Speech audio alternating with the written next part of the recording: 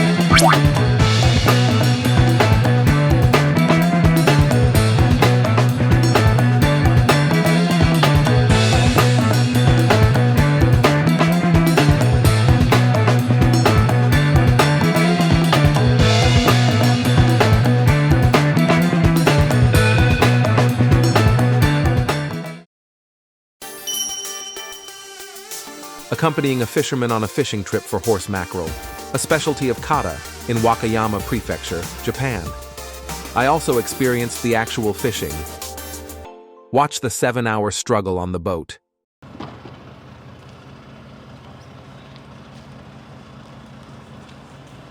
現在朝の4時です。今からアジの漁行ってきます。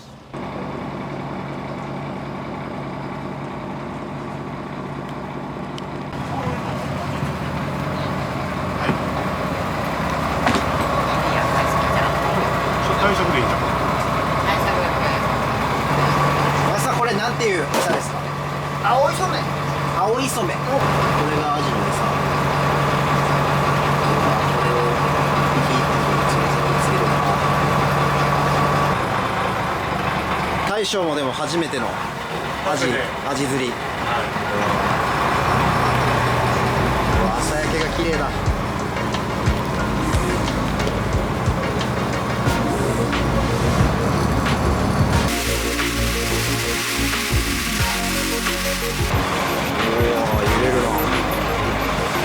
走ってる時は全然わかんなかったですけど、止まるとかなり波に揺れますね。マジっすか？マジっすか？なんで？いや、なんか食われてるなと思ったんですけど、これ何ですか？タイ。タイとアジ。アジまあまあじゃないですかこれ。まあ。あ、来た。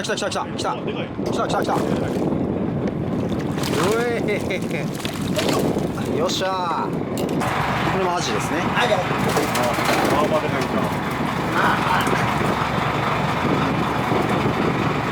おお、でかい。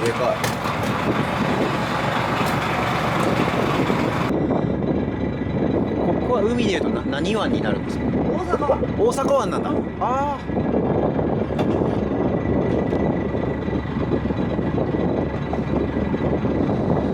気持ちよくなってきた。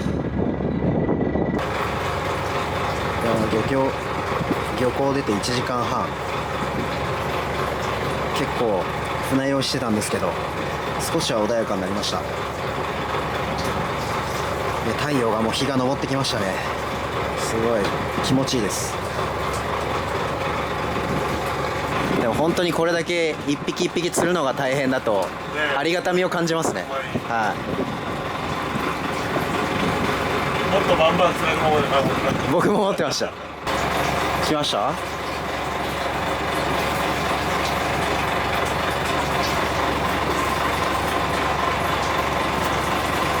おー、大将ゲット。はい。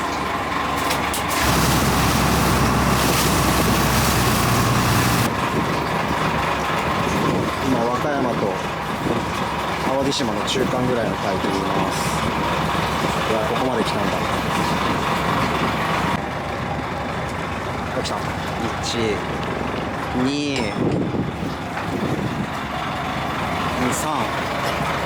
おお、ありがとうございます。でもこのサイズ感はサイズ感で寿司にしたら美味しそうですけど、どうなんですか？ちっちゃい、油ない。まあまあ中くらい、中くらいか。いいか。はい、ありがとうございます。ちっちゃいのは5匹目ぐらいで。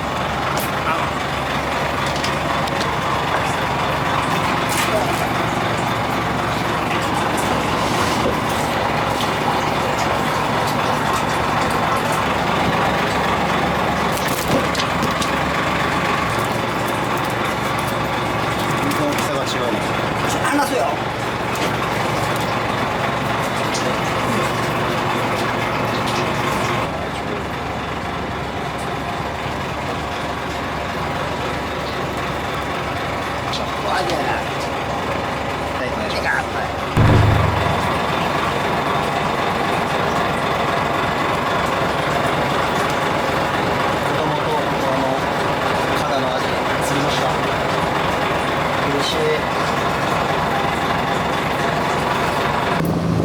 高級店で仕入れられてる魚がどれだけの苦労をかけて釣られてるのかっていうのがすごい分かりました。いや、めちゃくちゃいい経験になりました。ありがとうございました。これちょっといいですか？どうでした？釣り、マジの釣り。ちっちゃいのならまだしも大きいのが、大きいしか入れてないと思ってきたんで、そうっすね。意外と釣れない方ですね。もっとなんかたくさん釣れると思いきや、あっという間に漁港に帰ってきました。いやー、すごいすがすがしい気持ちです。今からアジの競りを見させていただきます。楽しみです。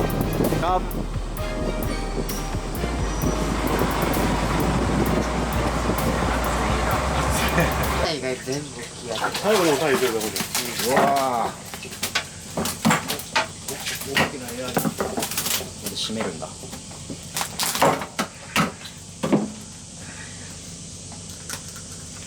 ーラはどこ？あ、クーラー？たくさん入れたで。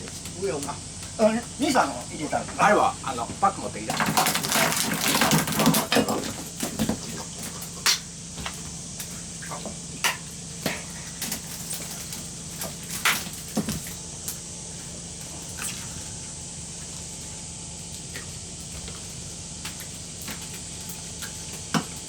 マジここによくだとこういう人うまい。ああ、そういうの見てるし。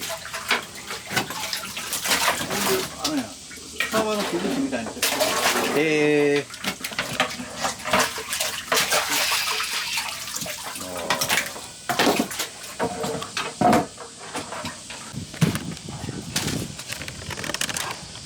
海水みたいなこういうやね。これぐらいで。このもんか。そうですね。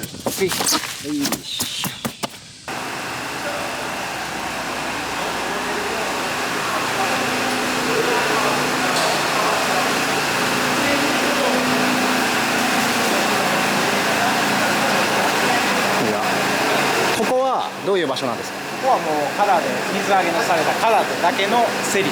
競り場。競り場でカラの魚だけが競りにかかる場所ですね。あ、カダのカダの魚この港で取れた。そうです。あでカラの組合員さんだけが売りに来れる。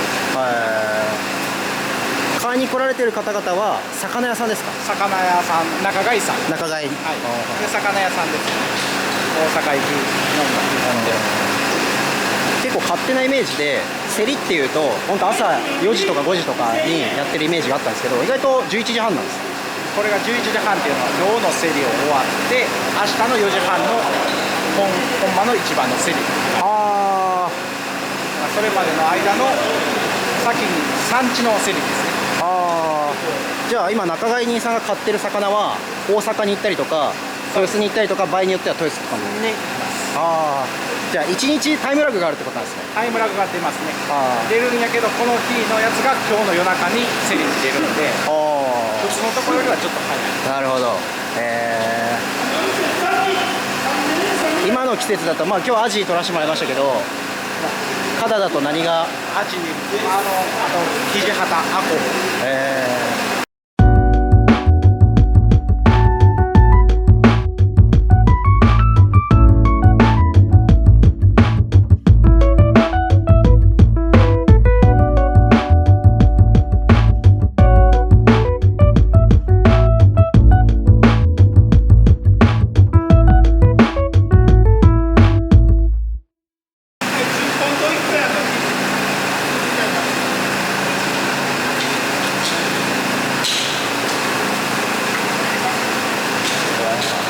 札が合図なんですか？あれに札に金額を書いて、でその金額札を開けてる。でそこの開けて一番高い人の落札。札やる。なんで札が時間がかかるんで、一発一発。なるほど。もし5600。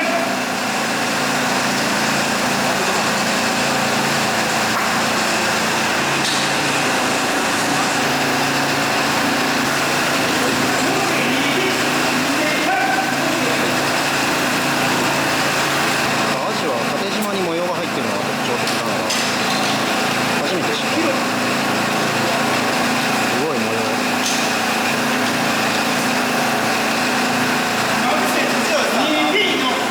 カダのこの港というか海、この海域のなんか特徴とかなんかある。すごい結構船乗ってたら、まあ、穏やかかなと思ったんですけど。穏やかやけど潮が通る速度ははいめちゃくちゃ速くて、はあ潮の激流に揉まれてる魚っていうのと、やっぱり今までは網食とかではなく釣り食、釣りで一歩ずつ釣ってるんで、やっぱり魚に傷がつかないし、やっぱり魚が一匹ずつ扱うんで、そこのところで品質は保証されてるかなという感じですね。ただの魚の特徴ってアジはシーズンあるんですか？もうここ何年かは一年中あります。一年中ある上でけど1年で場所が変わるんで、やっぱり品質はもう1年間同じような感じですかね。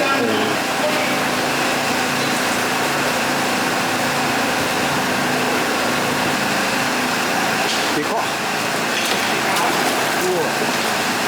れ何ですか？これメジロ？メジロ？ブリのブリのちょっと小さいハマチみたいな。ハマチとブリの間。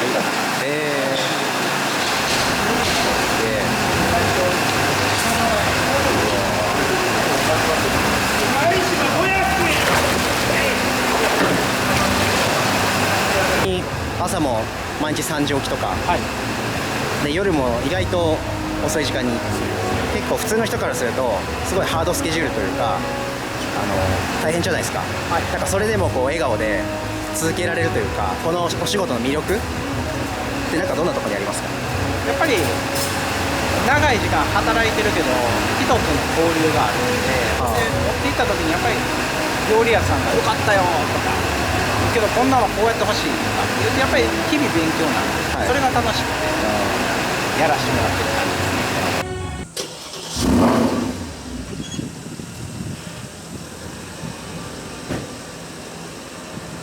ありがとうございました。いやお疲れ様でした。お作りセット2つと干物セット1つやね。はいはい。黒アナゴ、メジロ、マダイ、タコ、アジ、全部カダの地物の刺身定食。いや釣りの後の刺身定食は最高。黒アナゴからいってみよう。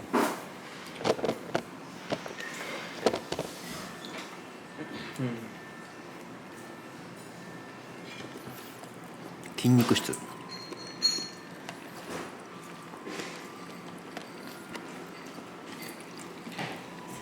一本釣りのマダイ。箸で持った瞬間身がブリブリしてる。お水、はい。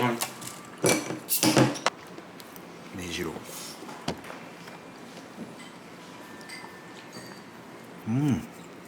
思ったよりしっとり。美味しい。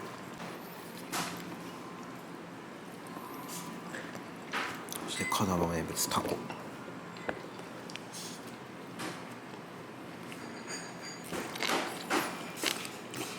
肉厚で噛み応えがあって美味しい。釣ってきたカダといえばアジ、オンザライスで。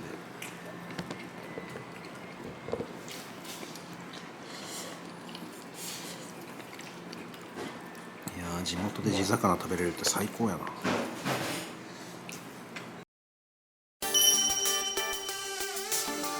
I visited a hot sake brewery that produces and sells Kid, Wakayama's representative sake. The tasting was a highlight.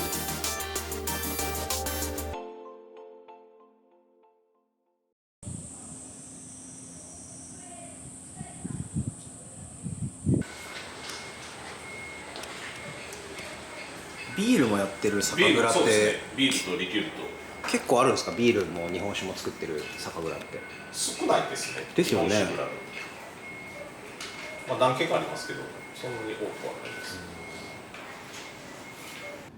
いや、そう、キットって何のあれなんだろうと思ったら、紀州のフードのキット土で。紀州のフードですね。はいはい、いや、だから和歌山のお酒ってことですかね。はい。あとはまあキットって KID っていうロはい、ーマ字キット、はい、あれも表記してて、あれはまあ若い社員が多いので、これからこう育っていこうということで。あ、キッズ的な。そうそうそう、ああ、なるほど。ああ、これから成長していこうという意味合いも込めてですね。余計に飲みたくなりますね。そういうこと聞かれる。すごいたくさん。大体ここは仕込みがあるんです。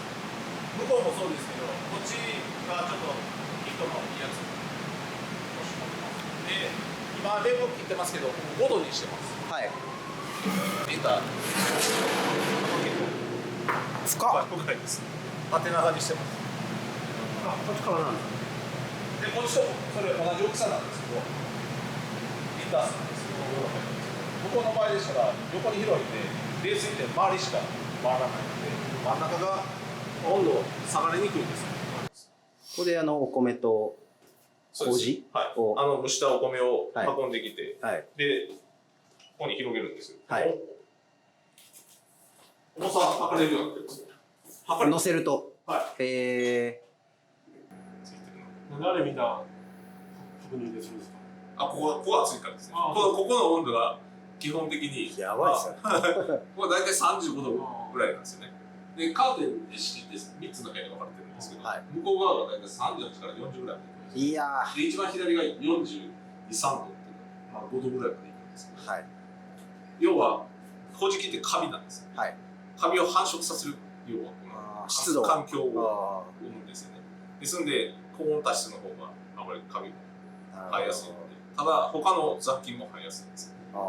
その清臭の麹菌だけじゃなくて他の雑菌が繁殖しやすいので、できるだけこの中はきれいにして押してあげると結構出てきます。だからこころ過してるってことですか？そうです。きれいなやつだけを抽出する。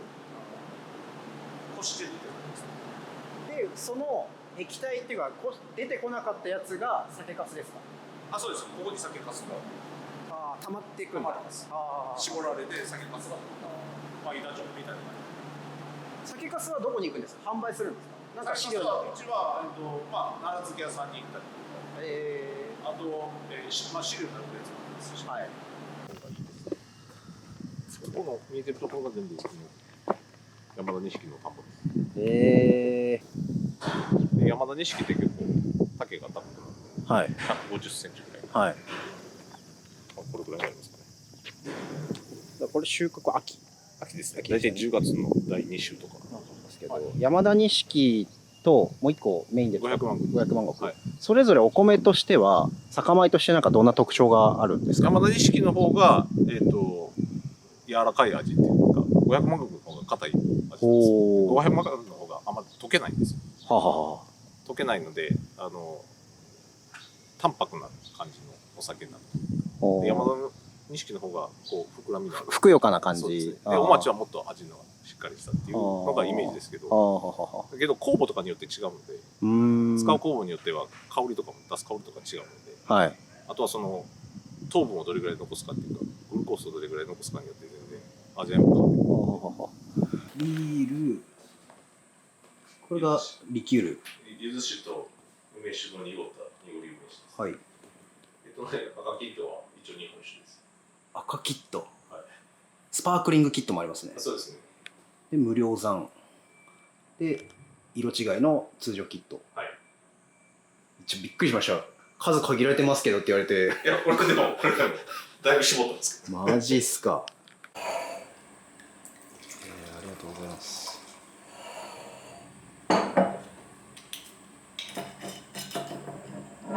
ワイングラスで飲んだ方が美味しいとか、おちょこで飲んだ方が美味しいとか、飲み口、器の相性とかって結構ありますよね。やっぱ香り高いのでじゃあワイングラスの方が香りはやっぱ立ちますので。これは普通のキット。純米キットいただきます。麹が500万ぐらいですね。酵母はどっちかというとそのバナナ系みたいな感じ。バナナっていうのすごいわかります。純米吟醸は2年前、2020年ですね。世界的なコンクールの1500点の中の一番っていう。わあ。結構バランス。うまいっすね。ありがとうございます。うまい酒ですね。その山田錦もその兵庫県の特 A 地区って言ってました。一番いいところの兵庫県。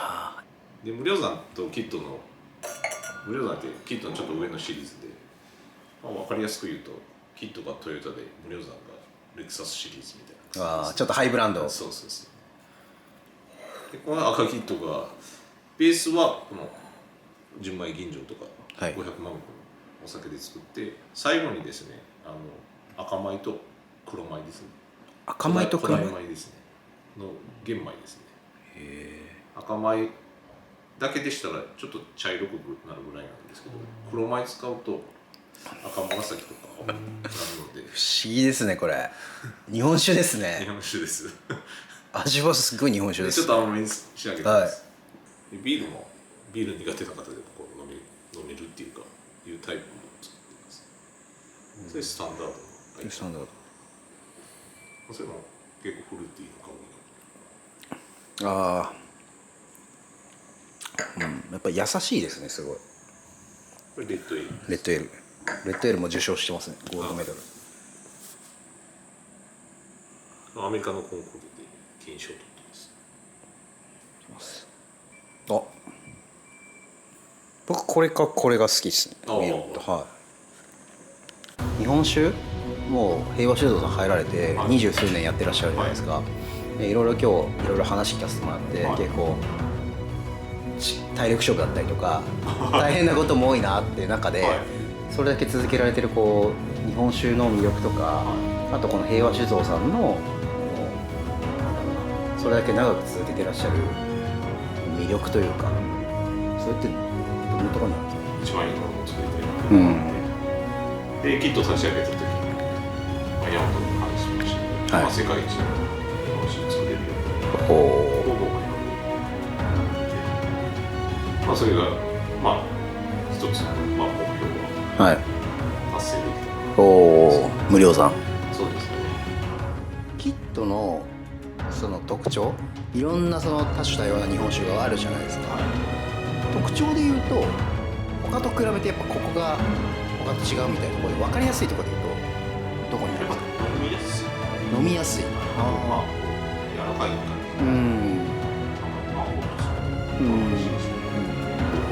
あとは価格ですよ。結構価格それなりに優しい価格。お手頃なんですね。そうですね。かなりお手頃。新しいジャンルとか、ぜひ開拓して楽しみにしてますんで、今後ともよろしくお願いします。今日はありがとうございました。I visit a fresh ginger farm in Wakayama Prefecture, the second largest producer in Japan. .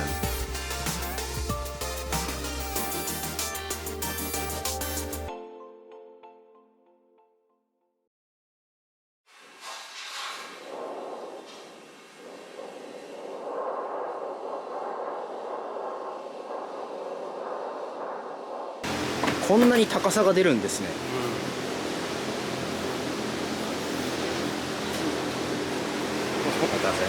お願いします。おお、すごい立派でこれ植えてて、これ親生姜で、そっからこうなんていう芽が出て枝分かれしていくんだ。新生姜ができる。普通の生姜と新生姜って何か違うんですか？これがなんやろ、ひねるっていうんかな、育ったらはい。土生姜になります。ははは。こっちも食べれるんですか？こっちも食べれます。なんか味の違いっていうか、まあ辛い、辛い。こっちみずみずしい。ろうそくみたいな。こうなってて、これが1個目できて、はい。横にこれ2つ目できて、ははは。こう横に広がっていく。こっからさらにブワってもっと広がったりもするんですか？基本この形ですか？本数というか。もっといきますね。あ、本当だ、全然違いますね。うん個体差があるんですね。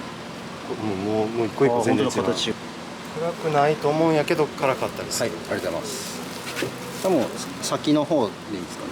で一番若い芽です。はい、いただきます。めちゃめちゃ柔らかいです。筋もほぼない。おお。こういう味するんですね。生の生姜って辛くはないですね、全然。でもいや普段ガリを食べてるんで、酢漬けにする前はこんな感じなんですね。ガリこっちとじゃあ食べ比べてみますか。はい。こっちの方がもっと生姜らしい。これ赤いとこ食べちゃって大丈夫ですか？大丈夫です。いただきます。ああ、皮目が辛いですね。おお。リンゴを塩辛くしたみたいな感じですね、イメージで。この雰囲気もちょっと半熟っていうか、なんか蜜っぽい感じは。リンゴっぽいです。なんかそう言われれば、はい、食感がちょっとシャリッとしてるというか。さっきもう20年ぐらいずっと生姜作ってらっしゃるっておっしゃってたじゃないですか。そのなんか生姜を栽培するっていうのは何かきっかけがあったんですか？多分やけど、もともとその和歌山になんか特産みたいなのがなくて、はい。でその当時の農家らが何かを探してたっはあはあはあはあ。ていうのを聞いて、で千葉あたりにからとか持ってきたらしい。そんな話を聞いて、はあはあはあはおじいちゃん世代ぐらいから始めた。あ。はあ。なるほど。僕はやっぱ一番生え方がすごい衝撃的だったというか、勉強になりました。なかなかね。もしまた来る時あれば6月ぐらい来てくれたら、はい。ブワーってね。はい。一年見てわかりました。すごい。じゃあもうこれからお寿司屋さんのガリ見ると小川さんのことを思い出すなというか、この生えてるのを思い出すなと、いい勉強になりました。ありがとうございました。お忙しい中。I visited a traditional soy sauce brewery in Wakayama Prefecture, considered the birthplace of soy sauce.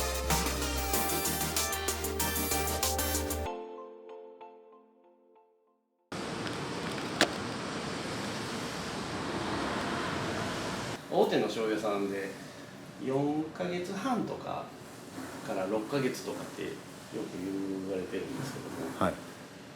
うちはまあ1年半大体、ちょっと歴史説明しますね。ぜひお願いします。これ1254年に覚信さん、これ高野山にいてたお坊さんなんですけども、はい。この人が中国の南宋の時代に中国の金山寺へ行った、そこで麹作りを習ってくるんですけども、はい、そもそもなんでこの人そこへ行ったかって言ったら、はい、鎌倉幕府の三代将軍、源実朝公がね、鶴岡八幡宮で暗殺されるんです。でその菩提を弔うために行ったんですよ。だから供養のために行った、はい、でもこの人は勉強のために行ったんですよ、ほんまは多分、もうね日本で習う師匠がなくて、もう本場へ行かなあかんと言って行った。でそこで麹で作ったその食べるお味噌がすごい美味しかったんで、これは何としても持って帰らなあかんっていうか、習って帰らなあかんっていうことで、持って帰ってきたのが金山寺味噌、で、金山寺味噌の特徴は何かって言ったら、おかずで食べるお味噌なんですね。大豆と米と麦に、麹菌をつけて、ナスとウリとしそと生姜にをこう刻んで、漬物みたいなものが入るような感じで一緒に漬け込んで、大体金山寺味噌2ヶ月ぐらい寝かすんですけど、でそれやってるとこの上にこう液体が出てくるんですよ、はい、でそれがもともとの醤油になったっていうふうに言われてる。それが醤油の発祥の地の起源やっていうことです。じゃあ和歌山が醤油の発祥の地なんですか？そうですね、日本の醤油の発祥は和歌山、湯浅って言われてる。で、まあ、うちらは日本産の大豆使ってます、はい、で、小麦も日本産の小麦を使ってます。でこれを、原料に使う時は煎って割るんですね。で煎り割り小麦、これがこうなります。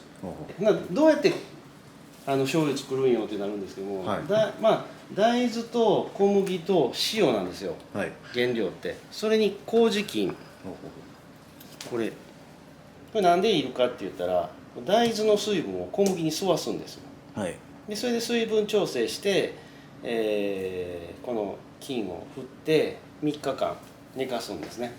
なら麹ができる、醤油用の麹ができる、はい、でその麹に塩水入れてこの樽に入れて寝かすという、これをかけるん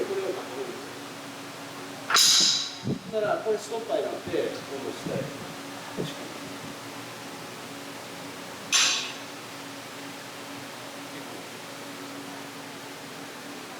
めっちゃ重いっすねめちゃくちゃ重いっすねまあまあ重い。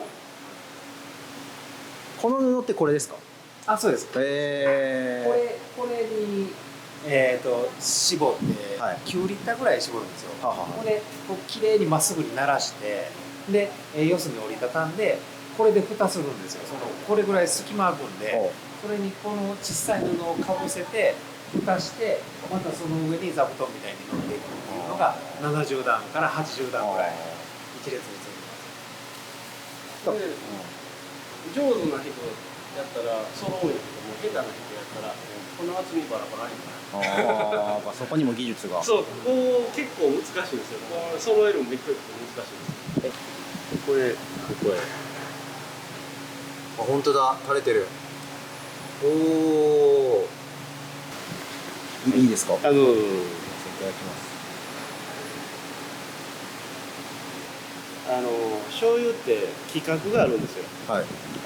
ジャス法って規格があって、はい、それでうまみの数値が、うちの醤油はね、一般的な醤油でね 1.5 倍から2倍ぐらいあるんですよ。素朴な疑問なんですけど、樽にいて発酵とかして液体にはなっていくじゃないですか、うん、液状化するじゃないですか、うん、そこからこれ絞るっていうことはどういうその意味合いがあるんですか？ドロドロなんですか？ドロドロなんです。それとかろ過してるってことなんだ。こんな状態なんかソースみたいですね。それも味見ても大丈夫。これとこれでもまた全然違う。全然違う。いいんですか？いいですよ。もういいですよ。この状態は何て言うんですか？もろみ？もろみ。いただきます。わあ、強い。めちゃくちゃ強い。雑味あるでしょ。うん。これがろ過されたらこの雑味が消えるっていうか、すっきりするっていうか、なんて言ったらいいかな。いいですね。これ布で絞っただけなんで。全然違うわ。これを絞っただけでその味が変わる。でもこれをこのろ過すると今もろみの状態すごい塩味が強いじゃないですか。それもなんか抜けます。あんましょっぱくないなって思ったんですよこれ。比較すると余計になんかすごい優しくなってるなっていう。まだ変わる。まだ変わるんですか？すごい。まだ変わる。これが面白い。不思議ですね。これもろみですか？これもろみです。さっきの樽の上から見てるってことですか？そう。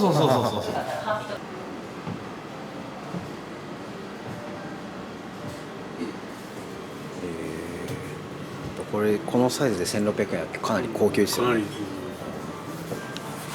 紫。あとネット販売とかもやってらっしゃるんですか？ネット販売もやってます。海外でもその醤油作りにチャレンジされてるんですか？フランスで今やってる。また海外で作った醤油と日本で作った醤油っていうのも全然違ってくるんですよね。違うね。味見る？これがね、これどっちがどっち？これ濃い口でね、これ白です。白醤油。こっちが白。これどっちもフランスの。そうで、水がね香水なんですよ。ちょっと味ちゃうんちゃうと。白からいった方がいいんですかね。白でいいと思います。フランスのどちらで作られてるんですか。ボルドー。ボルダー、あ、まさにワインの。ワインの。あー、なんか香水っていうのがわかる。なんか香水っぽいやろ。なんかミネラル感が。そう、ミネラル感ある。でこれがええか悪いかは分からんけども、多分フランスはありやと思う。美味しいけど、なんかやっぱちょっと角がある感じがする。角がね、まだ来年の秋まで置いとかんの。醤油というのは日本の調味料なんですか。日本の醤油は日本の調味料。海外でもあるんですか。あれアジアとかにあるか、ナンプラーとかあれ醤油じゃないか。醤油。これはね、コクビ塩って言って穀物から作る非塩なんですよ。はい。でナンプラーとかは魚美塩って言って魚醤、魚からくる。で肉で作るやつもあるし、野菜で作るのもあるし、日本で採択されたっていうか生き残ったんがこのコクビ塩。これかけちゃっていいですか。あ、いいですよ。お願いします。いただきます。食べます。醤油がもともと練り込んでるやつに、さらに醤油をかけて、そうです。これなんか蜜みたいな。いただきます。黒蜜みたいな。なんかすごい美味しいですね。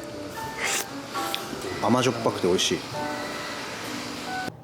職業病かもしれんけども、この食べ物にはこの醤油、醤油を合わせにいく。そう、醤油を合わせにいく。じゃあ日常生活で結構いろんな醤油使い分けられるんですね。さすが。豆腐はこれとか決めてるの。醤油の魅力、面白いところってどんなところですか。何も入れずにどこよりも美味しいものを作るっていう、かっこよく美味しいものを作りたいっていうところなんですよ。甘みとか旨みとか入れるんやったら誰でも入れれるやん。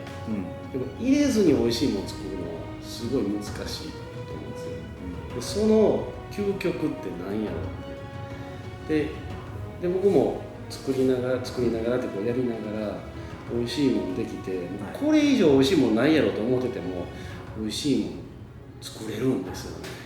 それが面白い。Unique farmer turned hospitality worker turned mango farmer. The sweetest mangoes are a must.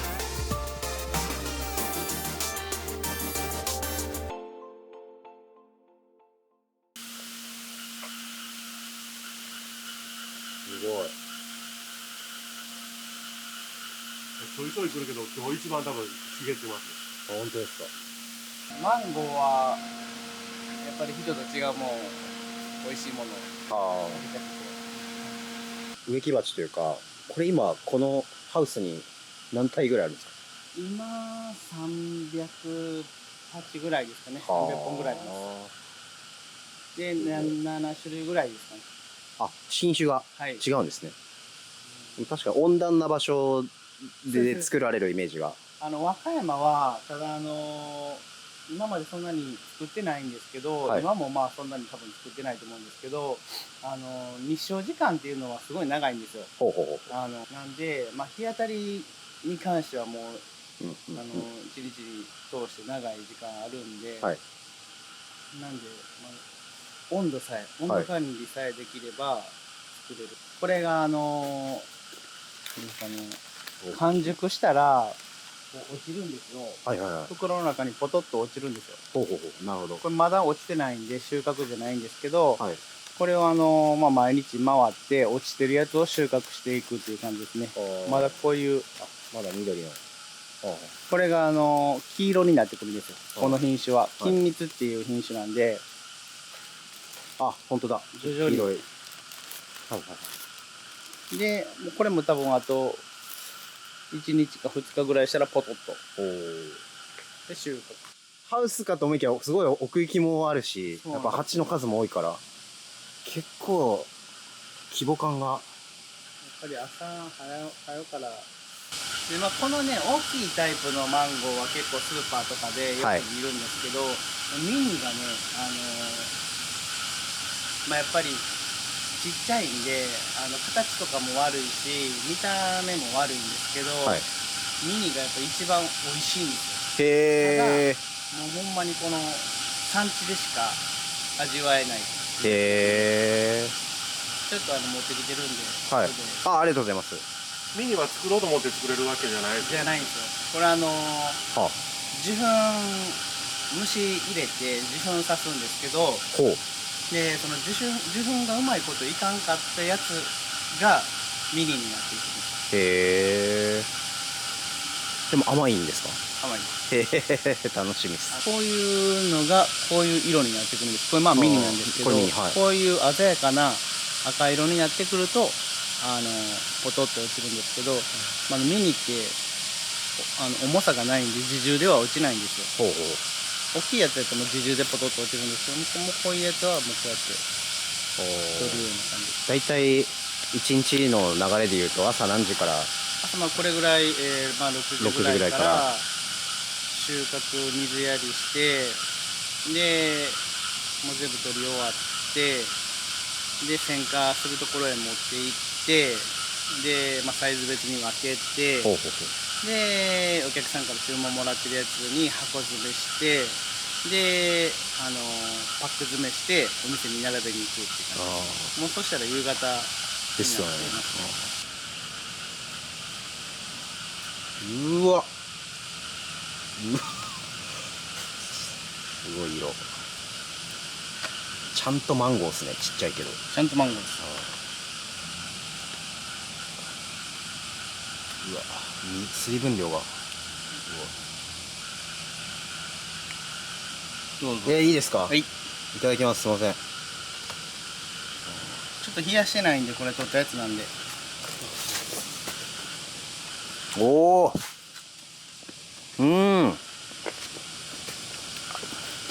想像以上に甘いですね。甘いでしょ。これが金蜜です。この真ん中の部分がちょっと熟れてるじゃないですか。はい。さっきのやっぱアップルのところ、そこがすごい甘いなんですかね。これはね全然また違うと思います。はい。おお、全然違う。全然違うでしょ。全然違う。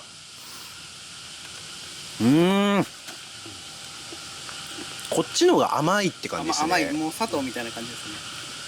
アップルの方がちょっと酸味もあったんですけど、あとギシンさんとの奥村さんとの接点は何がきっかけだったんですか？お世話になってる八百屋さんに入れてたんですよ。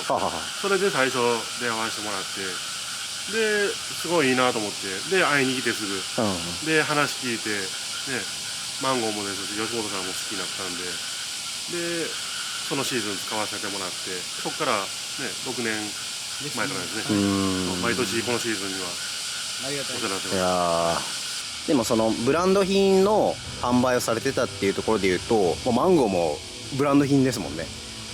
だから大きくくくると結構そうですよね。全部やっぱり接客業って通じますよね。どれだけなんていうんですかね、お客様に喜んでもらうかっていうのを自分で考えてやるのはもう全部一緒なんで。なんかマンゴーの魅力って何ですか？マンゴーの魅力いっぱいも語り尽くせないと思うんですけど、いやもう美味しさじゃないですかね。美味しさ。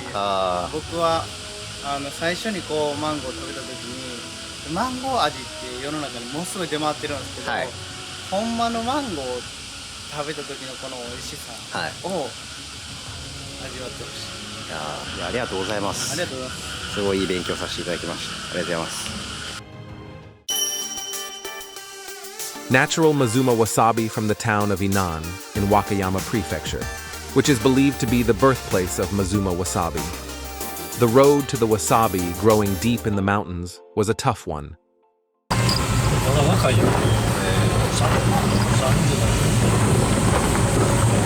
すごい道を行きますね。うわ、すごい。うわうわうわ。まだマシやね。これマシなんですか？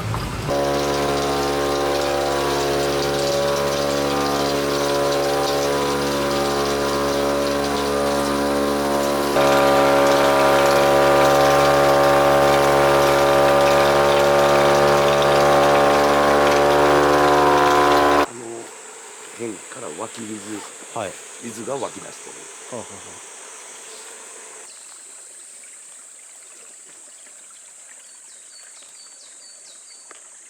る。わさびって時期はあるんですか？その収穫の。美味しいって、収穫は年中できるな。ああ、そうなんですね。ただ冬場が美味しいって。あ、そうなんですか。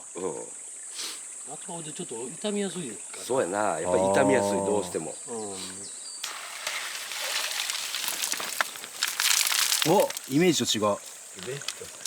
そういう根っこ取って洗って初めてあんなわさびになる。こんなやもんね。これマズマですか？マズマです。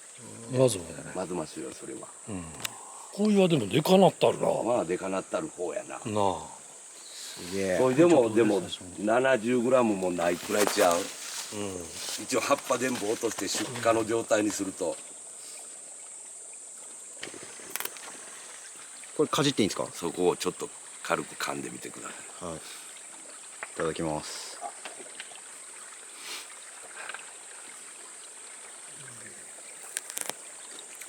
あ。思ったより辛くないですね。そこは辛くはない。ただ、ほんのりとわさびの味がある程度で、辛いのはやっぱりこっち。どうしてもこう食べられた後とかあるんで、綺麗にこうそこまでいってないんだな。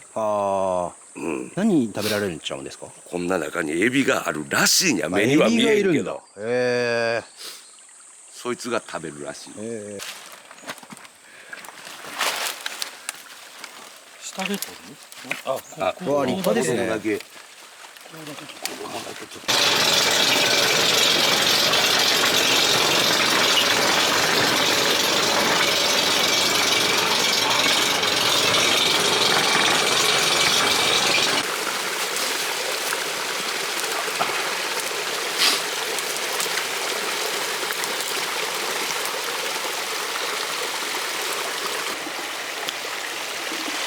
掃除せんと分からんけど、イボイボがきれいに螺旋状に並ぶんや。このイボがこう。これ違うんですか？こちらはまたちょっと違うんだな、イボの出方が。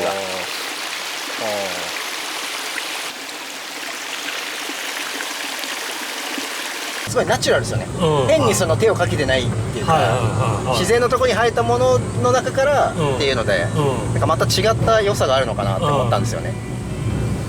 まあ全然そのまあほんまに声やってるわけでもなし、さっき言った消毒とかも全然してないんで、ほんまに完全天然ですよね。天然もっていうか、そうやね。無農薬状態の天然もね。やっぱわさびっていうとなんかハウスでやってるところも見たことあったんで、本当に自然の天然のあんな山奥でっていうのがやっぱすごいなと思いました。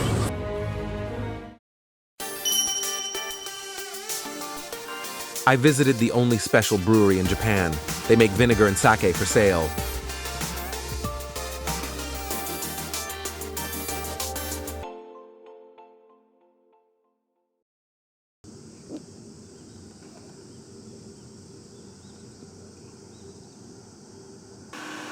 O寿司というものがテーマで、これ味香り研究所というところで分析していただいたんですけど、まあ、特に今海外からのインバウンドのお客様も多いんで、人気のマグロ、サーモン、ハマチ、エビになりますんで、まあ、これに合うお酒ということで数値化していく。はい。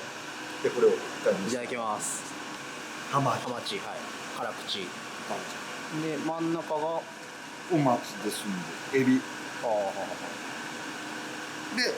こちらがサーモン。十枚大銀ですね。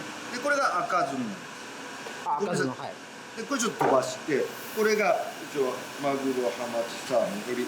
これがすごいなんか高級感あるラベルですね。これが十枚大銀ですね。うわー。全然やっぱこれがうまい。多分ここから多分タイプがまた。これが精米ぐらい 29% の和歌山のお米、和歌山の山田錦で 29% まで磨いた純米大吟醸。ってことは71%そうです、もう入ってきてる状態です。29%が残ってるってことですか。かなり削ってるってことですね。これ初めてですけど、最下差にしたらちょっと派手な感じですね。派手ですね。基本的にも地元品とか向けですね、こっちに遠回ってるので、結構だからお米の旨味も結構しっかり出てますし、だからこっちは本当にシャープな感じの大吟醸で、こっちはなんていうかちょっとどっしりはしてるんですけど、ちょっとゴージャスな感じのイメージですかね。っていうのは酒粕を現存している、で今弊社は、親戚のものに米を作ってもらって栽培しております、その酒を込めて日本酒を醸します、でその酒粕をお酢を醸すというバイカルになっているんですけど、お酢の菌がお酒に入ったら結局お酢になってしまうので、だから後であってもらいますお酢の担当者とかは、このくらい入ってくる。一回もないな。っていう、もう本当に菌が住むだけ。なるほど。使われてる。雑貨酒造さんは歴史でいうともう何年前ぐらいからお酒作ってらっしゃるんですか。お酒は弊社若い1934年。お酢が古い。もともと酢のメーカーです。1908年。お酢と日本酒を一緒にこう作ってる蔵元さんって日本で唯一ですか。日本酒の銘柄というか品種でいうと何種類作ってらっしゃるんですか。種類で言ったら今全部定番のもので大体10アイテムぐらいになってきますかね。8、10アイテムぐらいになってきますかね。で、あとはもう季節商品とかそういうものも出てくるので、結構な数にはなってくるんですけど。やっぱ和歌山梅酒やっぱり外せないですね。梅が美味しい。柚子も和歌山ですか。和歌山。日本酒ベースです。だからもうこういうのは食前ですよね。めっちゃうまいです。これ色が全然違うんですね。濁ってる。果肉が入ってます。引き上げた梅を裏ごしにしてそのまま入れてます。いやーやっぱ濃いですね。ドロッとした感じ。で、それ柚子です。それも日本酒ベースの柚子。美味しいです。日本酒ベースのレモン。日本酒ベースのレモン。うまっ。これがノンアル。もうこれとこれが好きでした。はい。これなんですか。これ酒粕。酒粕。いわゆるイメージ白い酒粕があると思うんですけど、これを3年以上熟成、もう要はこうやって空気を抜いて置いとくだけ。腐っても大丈夫ですか。これもう下から全部パンパンに入ってるんですか。パンパンに入れて、でできるだけ空気に触れないようにして置いてずっと熟成させる。酒粕って3年置くとこんなやっぱ3年ぐらいで大体この黒い感じになるんですか。そうですね、褐色になってる。まあイメージとして酒粕の中に本当はまだ酵母菌とか麹菌がまだ生き残った状態でいる。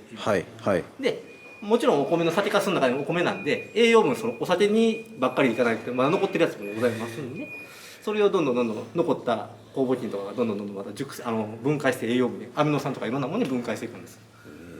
でアミノ酸とその糖で化学反応が起きて、要はメイラード反応的なが起きてこんな石灰色になっていく。でこの酒粕を寝かせた後にそれがどう赤酢になっていくか。これをですね、簡単になんですけども、いやもう香りがすごいですね。今表情の中こんな感じだと思ってくれたらいいです。ここに本来最初にアルコールを入れます。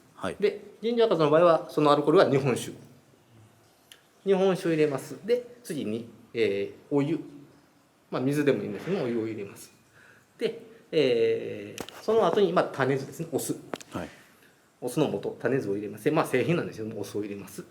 で最後にもう一回お湯を入れて、お湯と、その酒粕ですね、先ほどの酒粕を味噌汁みたいに溶かした状態にして入れてあります。